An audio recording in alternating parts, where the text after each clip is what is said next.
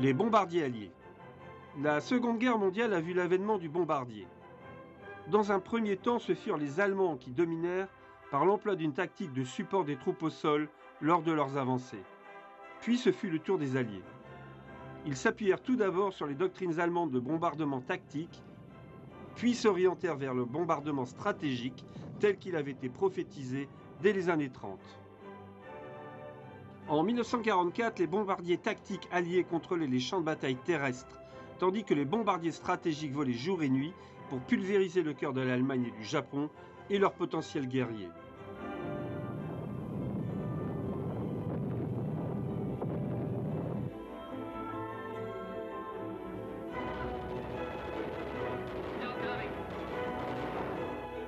Finalement, les bombardiers américains larguèrent les bombes atomiques sur Hiroshima et Nagasaki, mettant le Japon à genoux et ouvrant une nouvelle ère stratégique.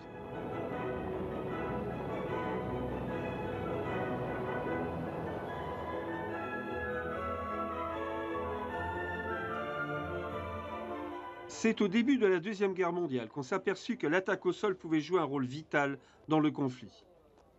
En résulta le Vultee Vengeance, le premier avion allié spécifiquement conçu comme bombardier en piqué pour les champs de bataille terrestres.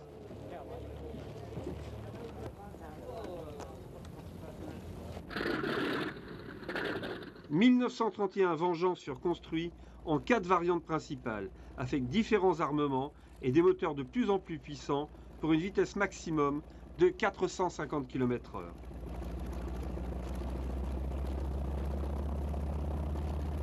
Cet appareil était le fruit d'une demande anglaise en 1940 et l'avion vola dès 1941.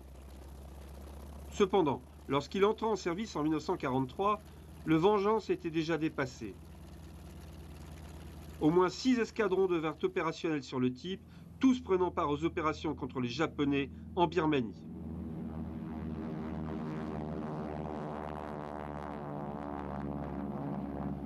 Quatre de ces escadrons étaient anglais, 2 indiens.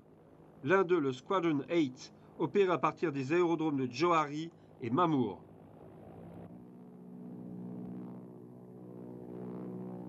Le Vengeance était un avion biplace. Le pilote contrôlait une batterie de 4 à 6 mitrailleuses fixes dans les ailes pour le strafing. En dépit de sa taille, le Vengeance avait une bonne manœuvrabilité. Les aérofreins sous l'intrado de ses ailes étaient efficaces.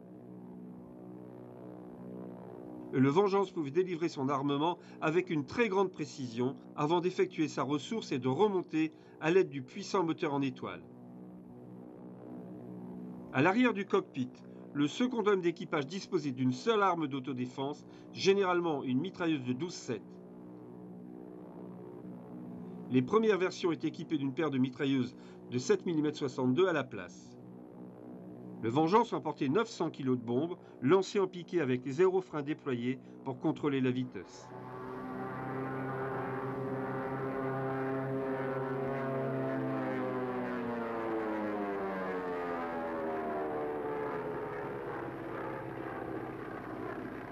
La majorité de ces avions furent employés dans le rôle important, mais bien moins glamour, de remorqueurs de cibles en Australie, en Angleterre ou aux États-Unis.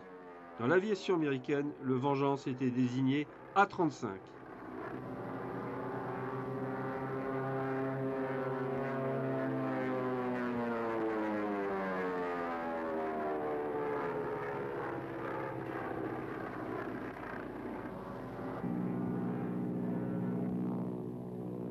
Au commencement de la Seconde Guerre mondiale, les rescapés des 176 bombardiers moyens monomoteurs Vickers-Wellesley étaient déjà dépassés, mais furent engagés contre les Italiens en Afrique en 1940 et 1941.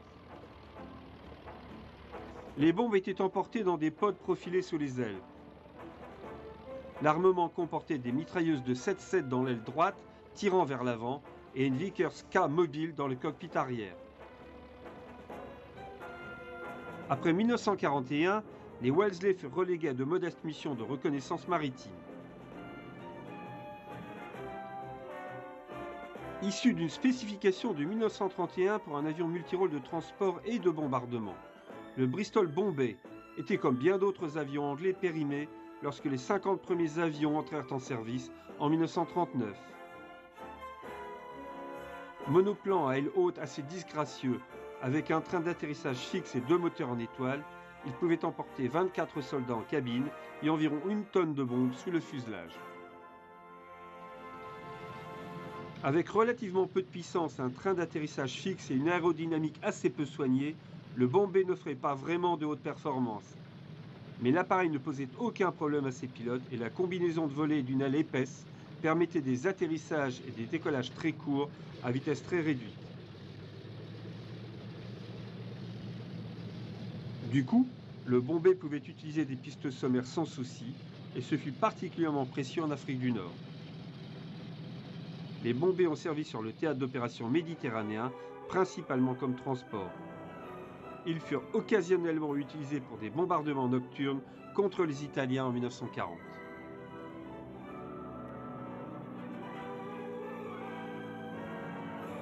Le Armstrong Whitworth Whitley pouvait emporter 3 tonnes de bombes grâce à la puissance de ses 2 moteurs et il constitua l'ossature du Bomber Command jusqu'en 1941 lorsqu'il fut relégué à une importante carrière secondaire dans la reconnaissance maritime, l'entraînement des troupes aéroportées.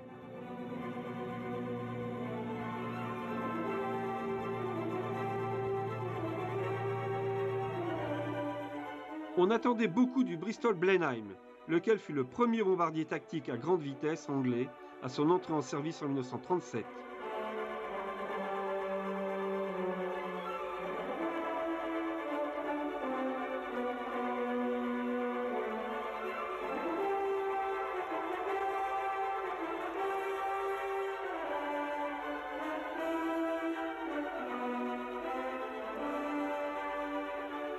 Le Blenheim Mark I emportait 500 kg de bombes et atteignait 450 km/h avec ses 2 Bristol Mercury en étoile de 840 chevaux.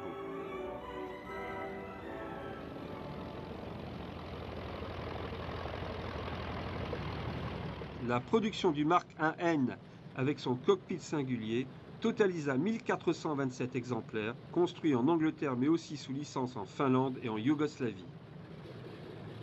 Mais en 1939, la plupart avaient été relégués sur le théâtre méditerranéen.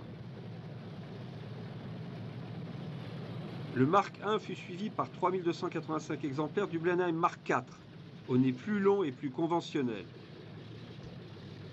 En dépit de ses moteurs bien plus puissants, il avait de plus mauvaises performances que son prédécesseur, mais disposait d'un meilleur armement défensif ainsi que d'une meilleure maniabilité en l'air.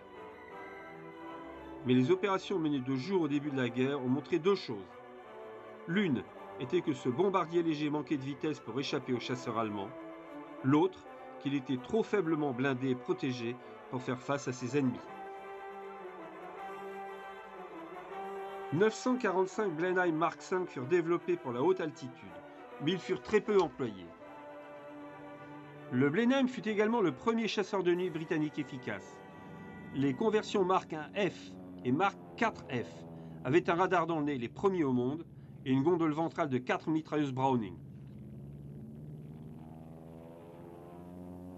En dépit de ses limitations et des pertes, le Blenheim fut important, car il permit la formation d'un noyau dur d'équipage expérimenté dans le bombardement tactique et l'appui-feu. Le premier appareil américain entré en service pendant la Seconde Guerre mondiale fut le Lockheed Hudson, qui était un dérivé militaire du modèle 14 Super Electra de transport civil. Il rendit d'innombrables services comme bombardier léger et avion de reconnaissance maritime à partir du début de la guerre, mais il fut rapidement considéré comme insuffisant pour ce rôle. En 1940, les Anglais demandèrent à Lockheed de lui donner un successeur, une évolution du modèle 18 Lodestar, civil également, appelé Ventura ensuite dans les RAF. Le Ventura avait une soute à bombe plus volumineuse, capable d'emporter plus d'une tonne de bombes contre 500 kg pour le Hudson.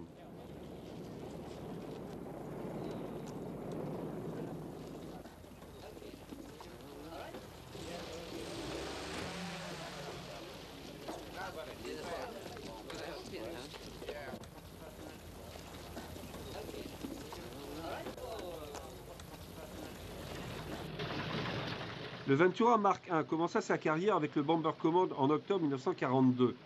Il avait 2 Pratt & Whitney R 2800 en étoile, développant 1850 chevaux chaque, puissance qui fut portée à 2000 chevaux avec le Ventura Mark II pour une vitesse de 480 km/h.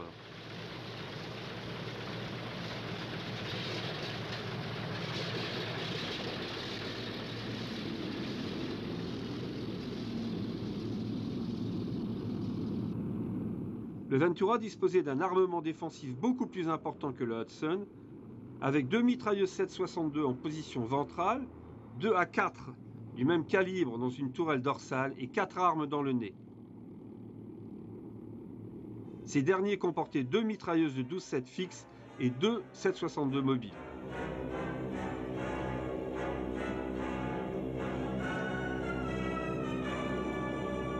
L'US Air Force utilisait également cet avion comme le B-34 Lexington pour les patrouilles côtières et l'entraînement.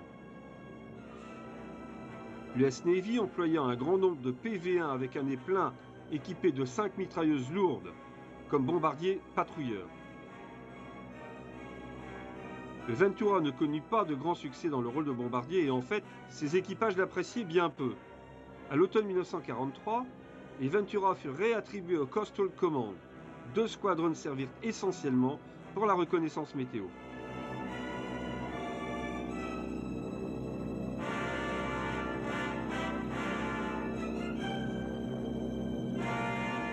Cette séquence est typique des raids de jour des bombardiers légers du 2e groupe du Bomber Command en 1943.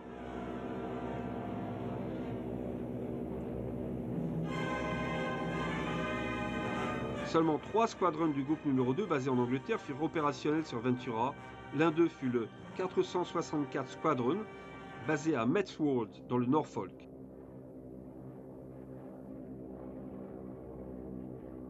Le 16 mai, 12 Ventura furent lancés dans un raid contre l'aérodrome de Morlaix en Bretagne, à leur base de chasseurs allemands.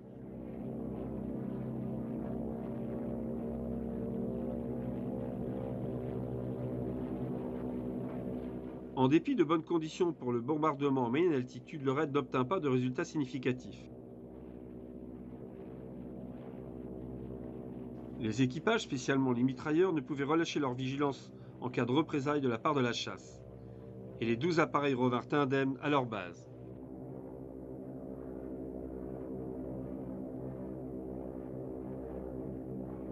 « 2475 exemplaires du Ventura furent construits au total. Ils furent utilisés également par l'Australie, le Canada et la Nouvelle-Zélande. Bien que les bombardiers lourds pouvaient emporter une grande quantité de bombes optimisées pour un grand pouvoir de destruction, des avions plus petits se cantonnaient aux bombes simples de 250, 500 ou 1000 livres. De telles armes avaient un effet de souffle et de fragmentation et pouvaient être larguées avec une plus grande précision que les bombes plus lourdes. Le North American Mitchell fut l'un des plus importants avions d'attaque et bombardiers moyens employés par les Alliés pendant le conflit. 9816 furent produits, toutes versions confondues, jusqu'au B-25J de l'US Army Air Force. Les Mitchell furent utilisés sur tous les théâtres d'opération par de nombreuses nations comme l'Australie, le Brésil, la France, les Pays-Bas, l'Angleterre, les USA et même l'URSS, qui reçut plus de 860 de ces avions au titre du programme Lend-Lease.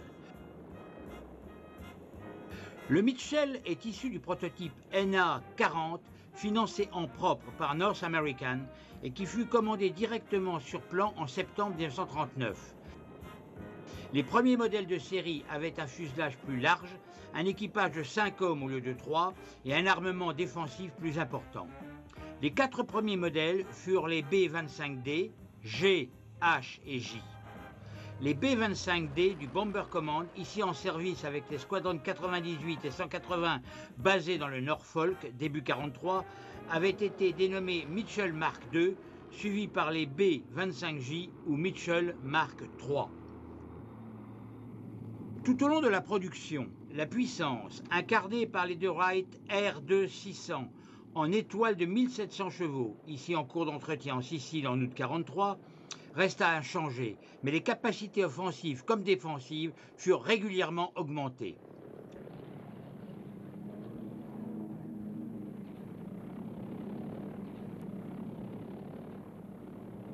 Le B-25D, avec son nez vitré, emportait 1500 kg de bombes et 5 mitrailleuses 12-7 au total. Dans le nez, dorsal, ventral, il pouvait atteindre 450 km/h.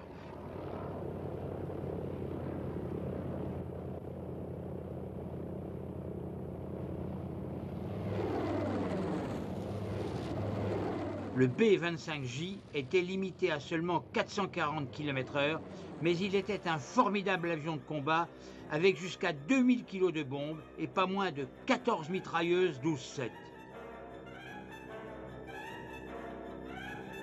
Pour les missions d'attaque au sol, 8 mitrailleuses fixes étaient installées dans le nez plein du B-25J.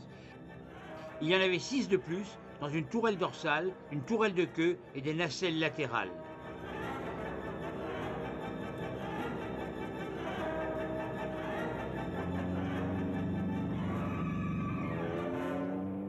En mission de bombardement ou en attaque en basse altitude, le Mitchell fut un avion impressionnant.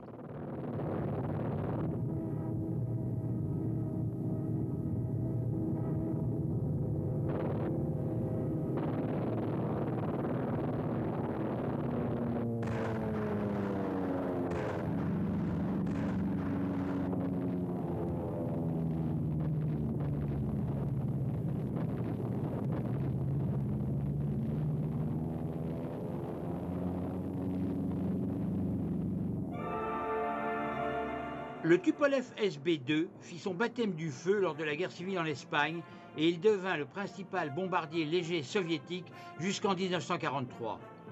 Il resta toutefois en service jusqu'à la fin de la guerre, mais fut relégué progressivement à des missions d'attaque de jour, à des missions de bombardement de nuit pour finir comme remorqueur de cible ou dévolu à d'autres missions de second plan comme l'entraînement. Le SB-2 était parfois équipé de skis pour continuer ses missions pendant le terrible hiver russe. Les deux principales versions disposaient du moteur M100, ensuite ce fut le SB-2 bis, amélioré avec des moteurs M103.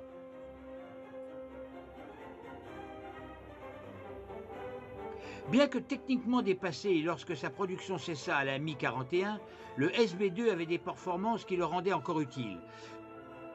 Son importante surface à l'air lui autorisait un plafond très élevé et en faisait une cible difficile à intercepter pour les chasseurs allemands. De plus, le SB-2 possédait un taux de montée qui permettait à ses équipages de surprendre les chasseurs qui tentaient de les engager. Alors que l'armement défensif du SB-2 était très léger, grâce à son agilité, cet avion a joué de bien mauvais tours à la chasse de la Luftwaffe. La Chine, la Bulgarie et la Finlande furent les autres utilisateurs du SB-2, dont 6967 exemplaires furent produits.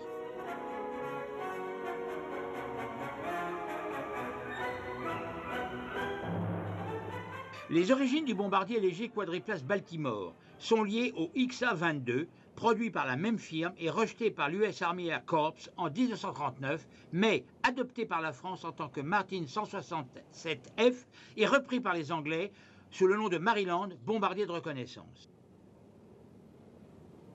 Le Maryland, utilisé sur le théâtre méditerranéen à partir d'octobre 1940, fut très apprécié dans un premier temps avant de montrer ses limites.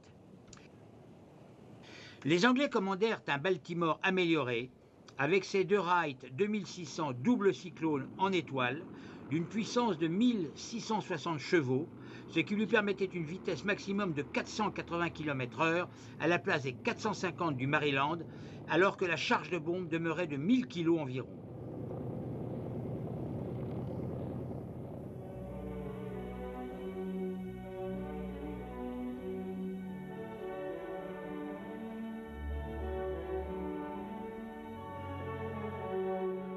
L'armement défensif du nouvel appareil passait de 6 mitrailleuses 7,62 pour le Maryland à entre 8 et 14 du même calibre sur le Baltimore Mark III.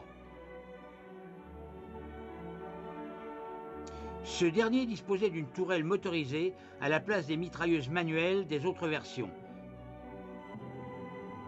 Ces nouvelles armes étaient agencées de la manière suivante: 4 dans les ailes, 2 ou 4 en tourelle dorsale, 2 en position ventrale et en option, 4 mitrailleuses fixes tirant vers l'arrière.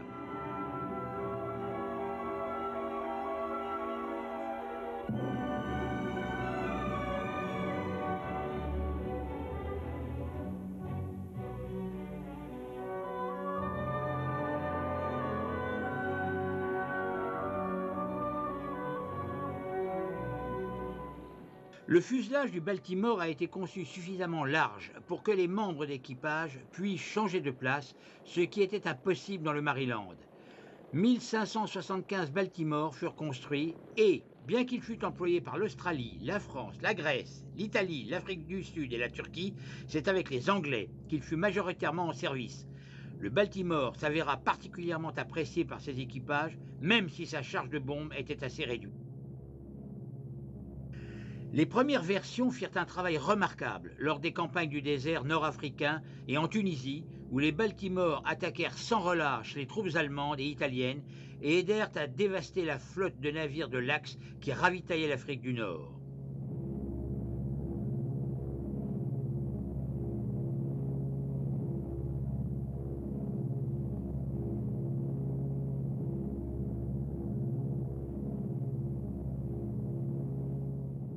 Les Baltimore servirent dans 8 squadrons anglais et 3 sud-africains sur le théâtre méditerranéen et jouèrent un rôle important en Sicile, à l'instar de ce bombardement près d'Adrano. Il fut engagé en première ligne lors de la conquête de l'Italie, parfois même en mitraillant des cibles juste devant les troupes alliées avec ses mitrailleuses d'ailes. Sa vitesse en faisait à l'appareil difficile à descendre et son important armement défensif était une autre raison pour laquelle les pilotes de chasse allemands n'étaient pas bien chauds pour l'engager. Il fut employé par les Italiens au-dessus des Balkans après l'armistice.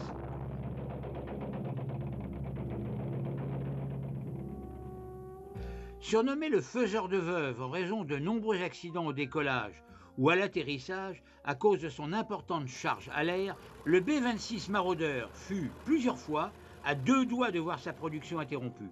Cependant, une fois ses défauts identifiés, le Marauder obtint le plus bas taux de perte de tous les bombardiers moyens US. Les variantes les plus importantes furent les B-26B et C, assez semblables, et les B-26F et G, largement améliorés.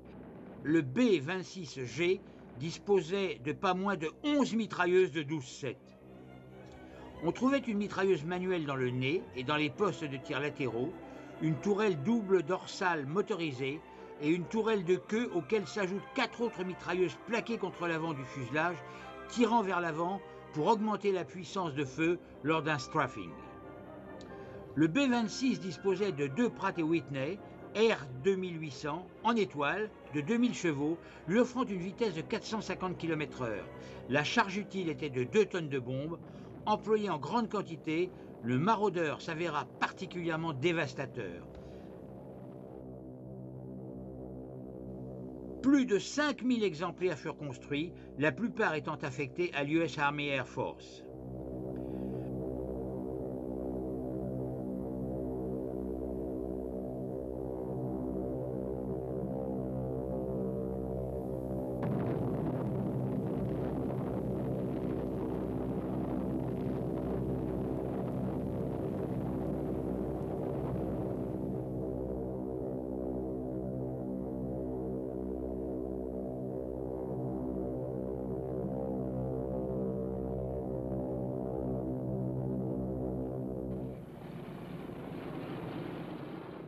Le Wellington entra en service en 1938 comme bombardier moyen, sa charge utile de 3 tonnes étant assez remarquable.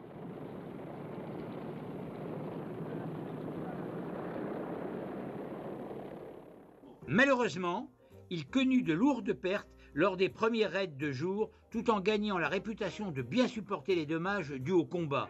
C'est le résultat de la structure de l'appareil, de type géodétique, expérimenté sur le monomoteur Wellesley.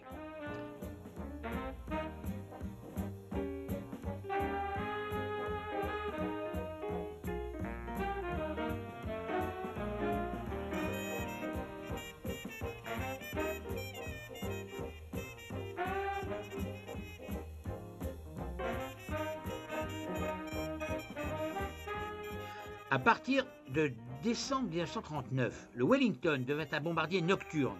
Les 2 versions importantes furent les Wellington Mark I et Mark X. Le Mark I était équipé de Bristol Pegasus de 1000 chevaux. Il connut 3 versions, dont le Mark IC construit à 2685 exemplaires. Le Mark X fut le plus produit, atteignant 3803 exemplaires. Il était équipé des Bristol Hercules de 1675 chevaux.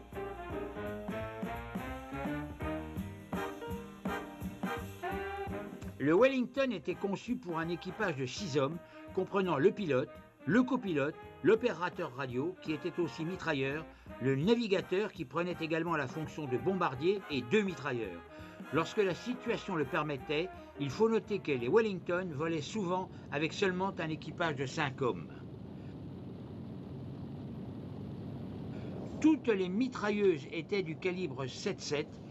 La tourelle de nez de ces 2 mitrailleuses, ainsi que la tourelle de queue équipée de 2 ou 4 armes, étaient motorisées.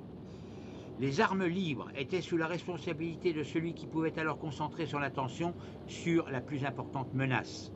En octobre 1943, le Wellington fut retiré des unités du Bomber Command en faveur de quadrimoteurs plus efficaces. Mais, sur le front méditerranéen, il devait jouer un rôle important sur ce théâtre d'opération où les distances à parcourir étaient plus courtes et les défenses allemandes moins denses.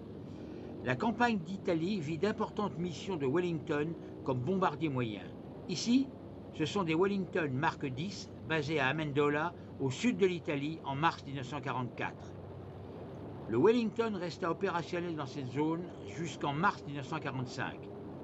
Bien moins connu que des avions tels le De Havilland Mosquito ou le Junker 88, le Douglas Model 7 fit son premier vol en août 1939 et la première commande fut faite par la France pour le modèle DB-7 bombardier de jour. La plupart des appareils n'étaient pas encore livrés au moment de l'armistice de 1940. Ils furent alors livrés à la RAF qui les appela Boston. Les Américains commandèrent leur propre version comme le A-20 Havoc. Comme le Mitchell et le Marauder, le Douglas était un monoplan à aile haute, doté d'un train tricycle et de 2 moteurs en étoile, en l'occurrence des Wright Cyclone, chacun d'une puissance d'environ 1500 chevaux.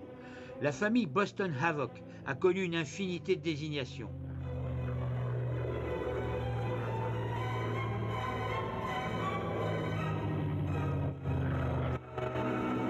Le plus largement utilisé fut le A-20C, ici sous la forme d'un Boston Mark IV de la RAF, avec des moteurs de 1600 chevaux pour une vitesse de 550 km/h. Il avait un armement de 1200 kg de bombes et 5 mitrailleuses. Il avait 2 12-7 fixes de chaque côté du nez et une du même calibre, mobile, en position dorsale, et 3 autres pouvant tirer vers l'arrière.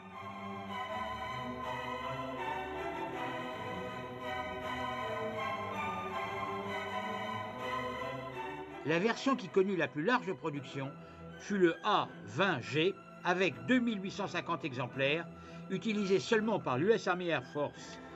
Ses performances, son pilotage facile et sa solidité lui permirent un développement qui conduisit à la fabrication de pas moins de 7478 appareils.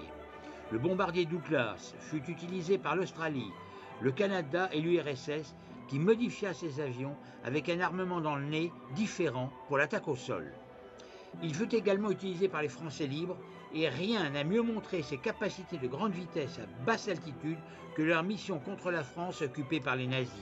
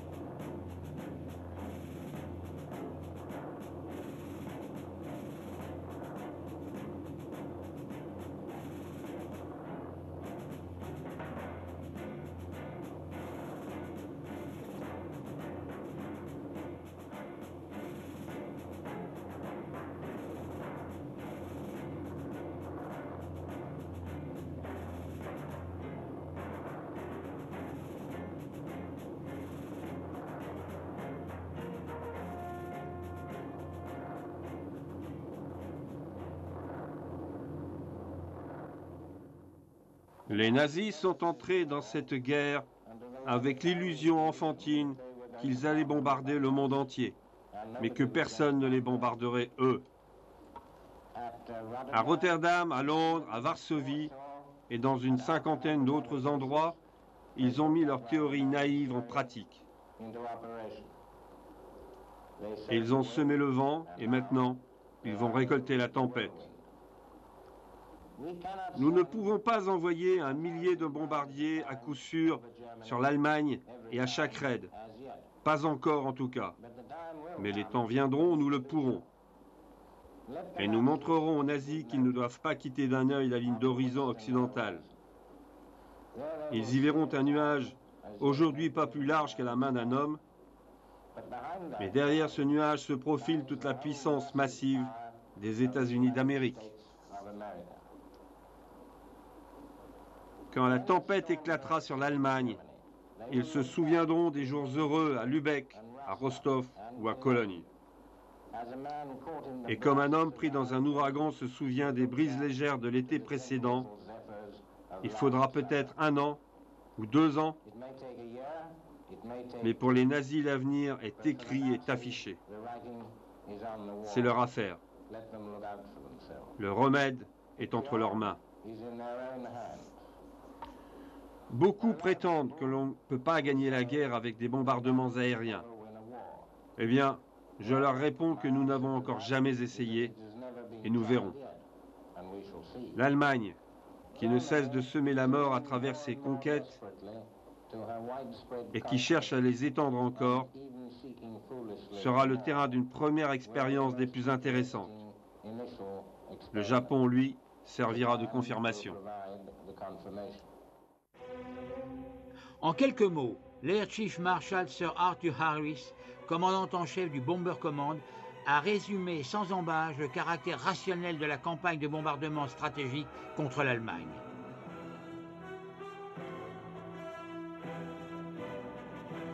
Le Short Stirling fut le premier quadrimoteur bombardier nocturne de la RAF. Il entra en service en 1940, mais fut loin d'être un succès dans ce rôle de bombardier en raison de son aile petite et lourdement chargée.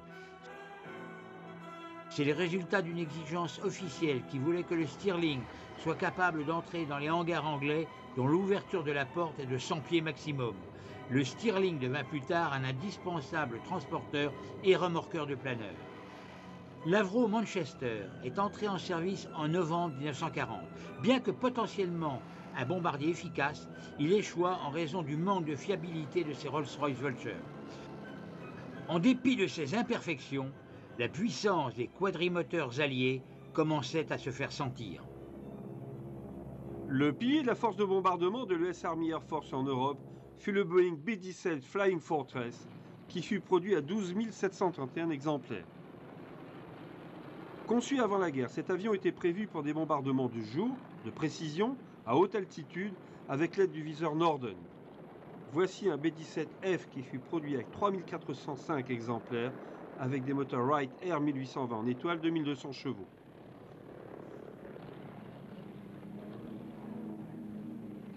La défense du bombardier consistait principalement dans ses mitrailleuses qui comptaient une 7-7 dans le nez, une 12-7 dans une trappe du poste de l'opérateur radio et une dans chaque poste latéral, ainsi que 2 12-7 dans la tourelle de queue, autant dans la tourelle ventrale et la dorsale.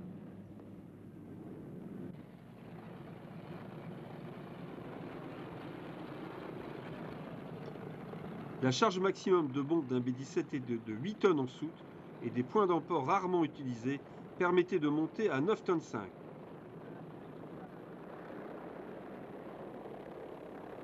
Un briefing précis permettait aux équipages de s'assurer du pourquoi, du comment et bien sûr de la localisation, du timing et de la composition de chaque mission.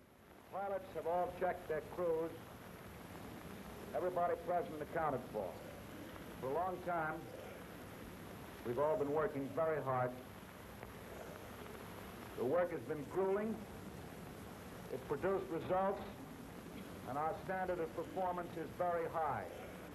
Gentlemen, this is the real thing. This is the first operational mission we're going on. Le B-17F avait un équipage de 9 hommes comprenant le pilote et le copilote, le bombardier, le radio, 5 mitrailleurs pour les tourelles ventrales dorsales et les postes latéraux.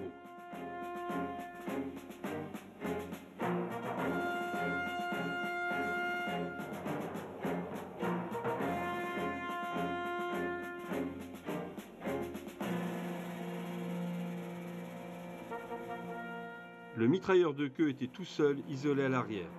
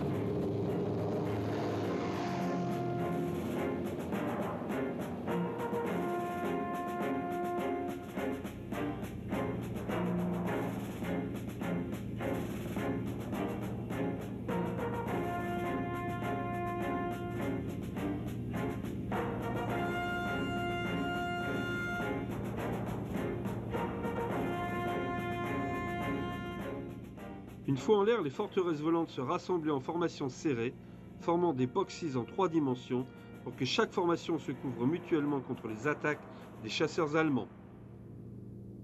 Mais à l'expérience des combats, on découvrit que les formations en boxe étaient insuffisantes face aux attaques déterminées de la Luftwaffe et on escorta les bombardiers avec des chasseurs comme le P-38 Lightning, le P-47 Thunderbolt et finalement le plus efficace, le P-51 Mustang.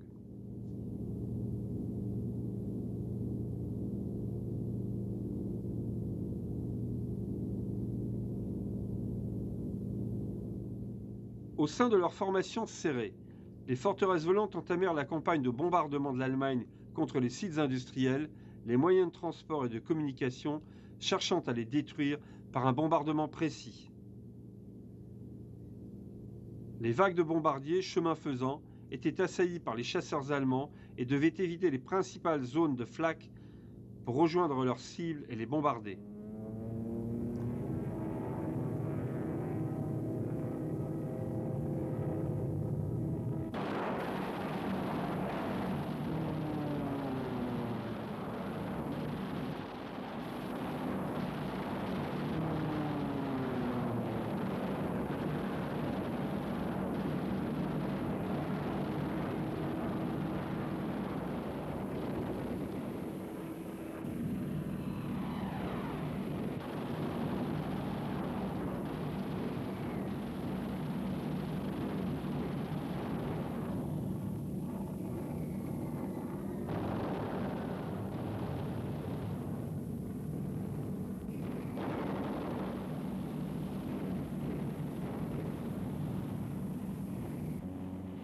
Inévitablement, il y avait des pertes face à la chasse à l'artillerie antiaérienne et de nombreux appareils furent endommagés. Mais en 1944 et 1945, les B-17 de la 8e Air Force frappèrent de façon décisive l'Allemagne.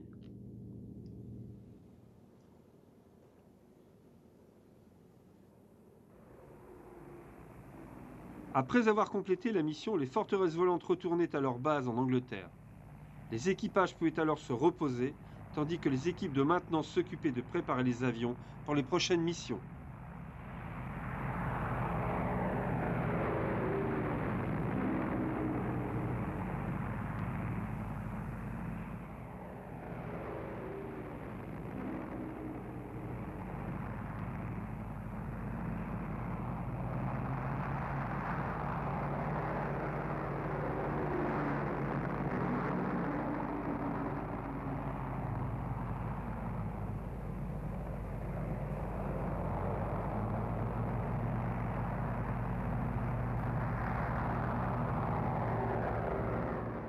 Comme les Américains, les Anglais croyaient à l'importance des briefings des équipages, cette fois pour un raid en juin 1942.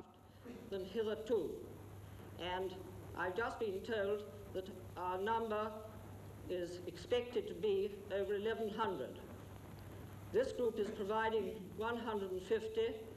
This station, 22 are here, and 5 crews are playing away. Now, the object of tonight's operation is to blot out the town of Bremen. In addition, there are 2 special targets. There's a Detmark submarine building yard, which is a tremendously important submarine building establishment, and also, and even more important, the Fokker-Wulf works, which are situated to the south of Bremen itself. L'équivalent anglais du B-17 fut le Avro Lancaster, un bombardier de nuit conçu pour les bombardements de saturation bien plus que pour les attaques précises. Sur ces images, les équipes au sol complètent la préparation de leur Lancaster. La charge en bombe atteignait 8 tonnes. Pour les missions de saturation, de volumineuses et lourdes bombes pouvaient être employées. La déflagration de l'énorme charge d'explosifs de ces armes avait un effet de souffle terriblement destructeur.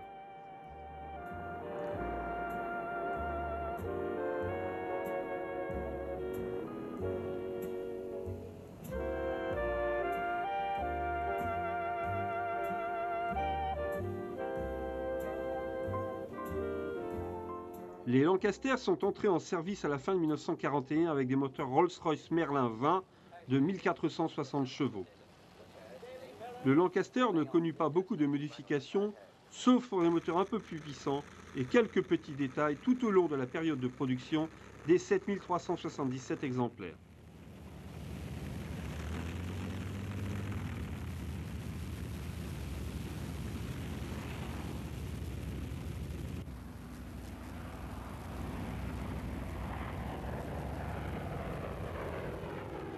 Il était défendu par 8 mitrailleuses de 7,62 situées par 2 dans les tourelles avant et dorsales et 4 dans la tourelle de queue. Comme les bombardiers américains, les Lancaster avaient à affronter la DCA et la chasse allemande, surtout les chasseurs de nuit équipés de radars.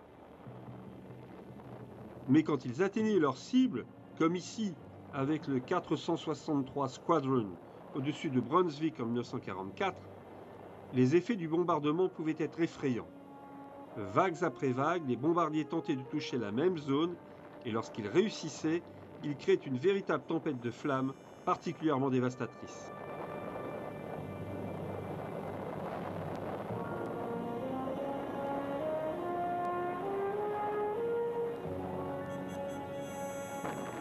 Ils effectuèrent également quelques missions à basse altitude comme celle contre l'usine Nome et Rhône à Limoges par le Wing Commander Leonard Schuster. Lors de la seconde moitié de 1944, le manque de pilotes expérimentés et de carburant avait fait de la Luftwaffe l'ombre de ce qu'elle avait été, et ce fut une bonne opportunité pour le Bomber Command d'enfoncer le clou.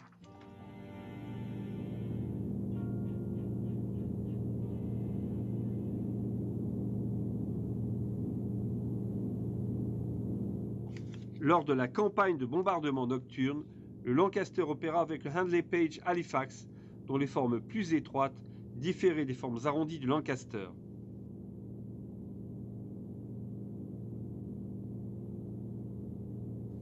Des bombardements plus précis étaient réalisables de jour. Il devenait possible aux Anglais de s'en prendre à des cibles plus petites, comme les centres de communication et les centres de production de carburant synthétique. Les Allemands firent d'énormes efforts pour cacher ces cibles clés en faisant des écrans de fumée à l'approche des bombardiers, comme lors de cette attaque de 617e Squadron, avec les bombes géantes Tallboy contre le cuirassé Tirpitz bloqué dans les eaux norvégiennes.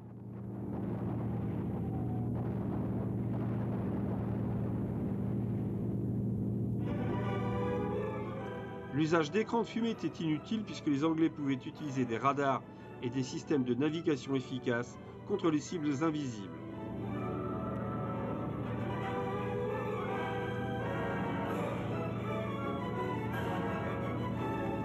En mai 1943, des missions de bombardement de précision furent lancées directement contre les barrages de la Ruhr, tel le barrage de la Sorpe vu ici depuis un Mosquito d'escorte. Bien que ce barrage n'ait pas été détruit, ceux de l'Eder et de la Möhne le furent, avec des résultats spectaculaires. À l'automne 1945, les attaques de jour et de nuit contre les villes allemandes, les centres industriels et les raffineries avaient rendu les Allemands incapables de résister face aux troupes alliées.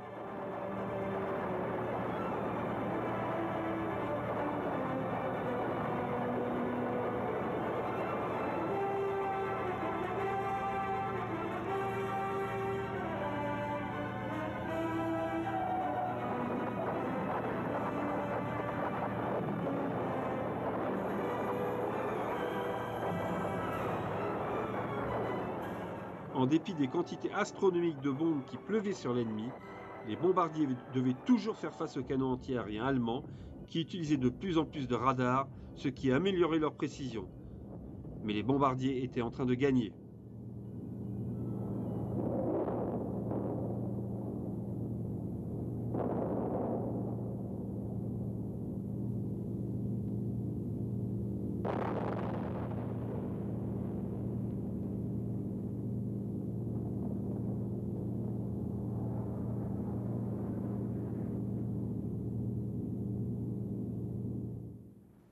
L'un des appareils les plus polyvalents de l'inventaire américain de cette période était le B-24 Liberator.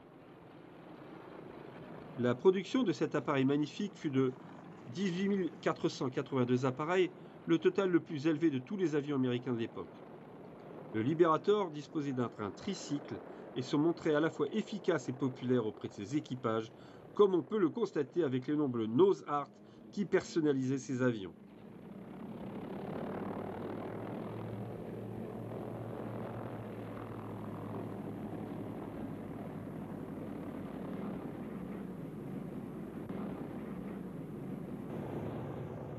L'appareil était fiable et efficace et au combat il prouva qu'il était capable de bien résister aux attaques de la chasse ennemie. En l'air, ses ailes très efficaces supportaient 4 Pratt & Whitney Twin Wasp de 1200 chevaux, ce qui donnait une vitesse de 480 km/h. Son autonomie pouvait atteindre 4500 km sur les premières versions en limitant délibérément la charge de bombe à 4000 kg.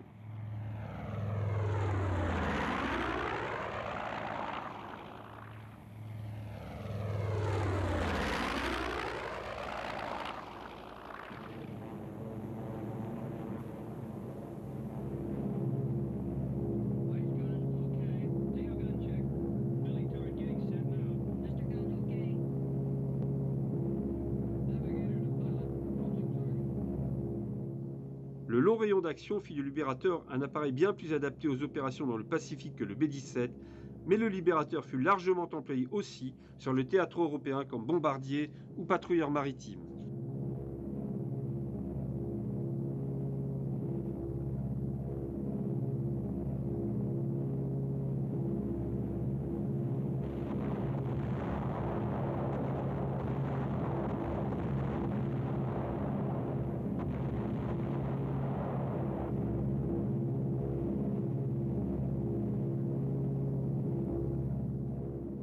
L'armement défensif était typiquement américain et constitué de 10 mitrailleuses lourdes de 12-7. Elles étaient disposées par paires dans les tourelles dorsales, ventrales et de queue, ainsi que 2 en position latérale et 2 autres dans le nez.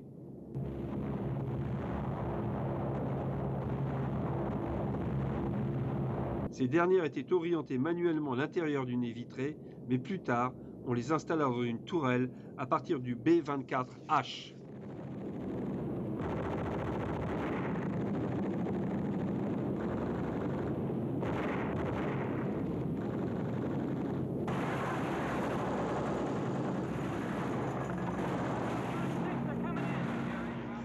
La seule autre nation à faire un large usage du Liberator fut l'Angleterre qui disposa des versions de bombardement et de patrouille maritime.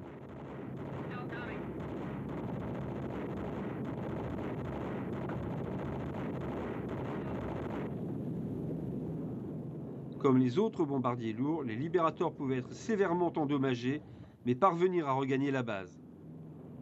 Comme cet avion le montre lors d'un atterrissage d'urgence avec la roulette de nez rentrée, sa faible garde au sol pouvait s'avérer être un avantage dans certaines circonstances.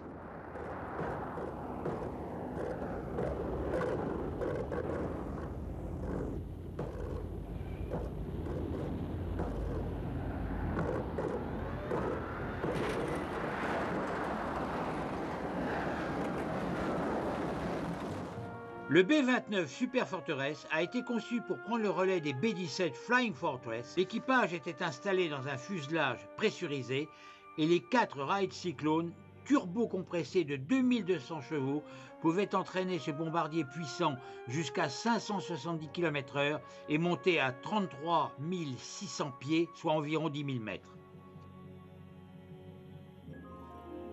À ces performances, il faut ajouter une autonomie de 5200 km et une charge de bombe de 10 tonnes environ, ramenée pour les missions à long rayon d'action à environ 6 tonnes. La cible désignée pour cette puissante machine était le Japon. Après des débuts discrets à partir des bases chinoises en juin 1944, la campagne se déplaça au départ des énormes aérodromes des îles Mariannes. Avec un effort principal porté sur la construction et la maintenance de 5 grandes bases sur les 3 îles des Mariannes, le reste du travail était limité au soutien essentiel des bombardiers des équipages des 21e et plus tard 20e Bomber Command. Les briefings n'étaient pas seulement importants pour s'assurer que les équipages soient informés non seulement du quand et du comment de leur mission, mais aussi du pourquoi pour maintenir leur détermination et leur morale. Les dangers auxquels ils devaient faire face n'étaient pas seulement les défenses japonaises des zones urbaines et industrielles, au cœur de l'archipel, mais aussi aux longs survols maritimes pour y aller et parfois en revenir endommagés. Les B-29 sont prêts pour le vol, chargés au maximum de carburant et à la bonne quantité de bombes, les équipages sortent du briefing.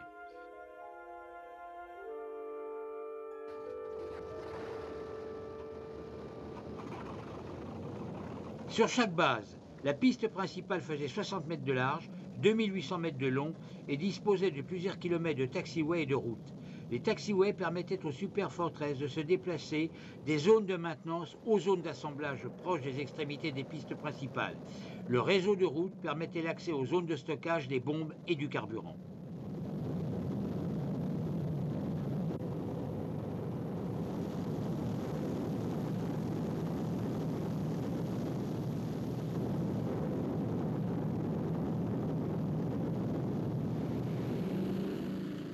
Organiser une force d'attaque au sol et la faire décoller était particulièrement complexe, mais rapidement, des procédures bien établies permirent aux Super Fortress de décoller et prendre la direction des cibles avec le minimum de gaspillage de carburant. Chaque Super Fortress avait un équipage de 10 hommes. À l'avant du compartiment pressurisé, on trouvait le pilote et le copilote dans le nez vitré.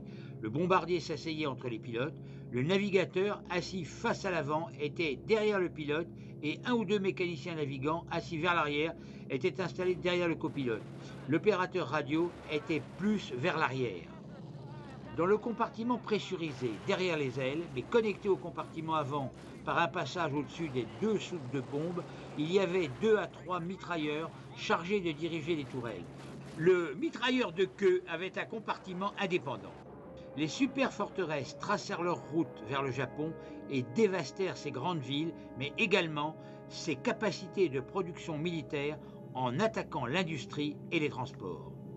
Les B-29 entamèrent cette campagne selon la tactique imaginée pour elles, en effectuant des attaques de jour à haute altitude avec des bombes explosives. Il s'avéra que, en dépit du viseur perfectionné du B-29, la précision des bombardements était très mauvaise en raison des vents rapides et turbulents au-dessus du Japon. La campagne bascula en raid à basse altitude de nuit, avec des charges mixtes de bombes explosives et de bombes incendiaires. L'homme qui mit brutalement fin à la Seconde Guerre mondiale fut le colonel Paul Tibbets. En décollant des îles Mariannes au matin du 6 août 1945, Tibbets et son équipage, à bord du B-29 Enola Gay, baptisé ainsi en l'honneur de sa mère, larguèrent une simple bombe atomique sur Hiroshima.